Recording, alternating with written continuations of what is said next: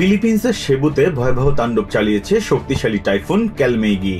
ঝড়ের প্রকোপে বিস্তীর্ণ এলাকা প্লাবিত হবার পাশাপাশি ঘরবাড়ি ও যানবাহনে ধ্বংসস্তূপ চালিয়ে গেছে এই ঘূর্ণিঝড়।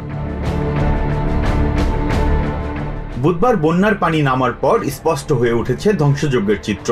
রাস্তা জুড়ে কাদা, ভেসে থাকা পানি আর ভেঙে পড়া বাড়িঘর, যেন এক যুদ্ধবিধ্বস্ত নগরী।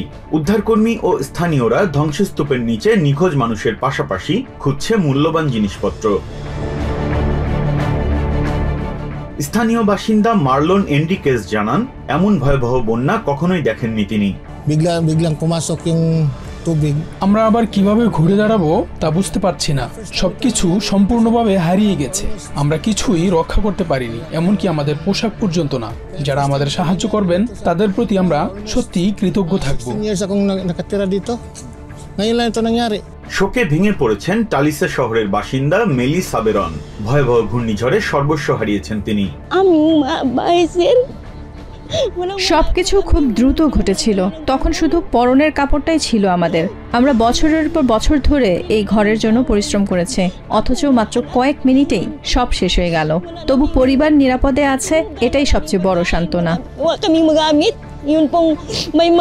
নিহতদের মধ্যে রয়েছেন সেনাবাহিনীর 6 সদস্য, যাদের হেলিকপ্টার মানবিক সহায়তা মিশনে থাকা অবস্থায় দুর্ঘটনায় পড়ে। এদিকে প্রায় 200,000 মানুষকে নিরাপদ স্থানে সরিয়ে নেওয়া হয়েছে।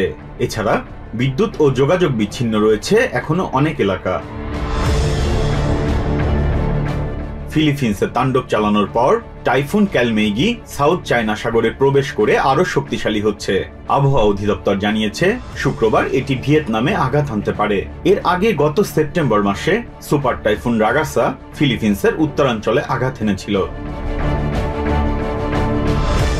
বিপ্রজিৎ চন্দ্র, TVN 24 নিউজ ডেস্ক।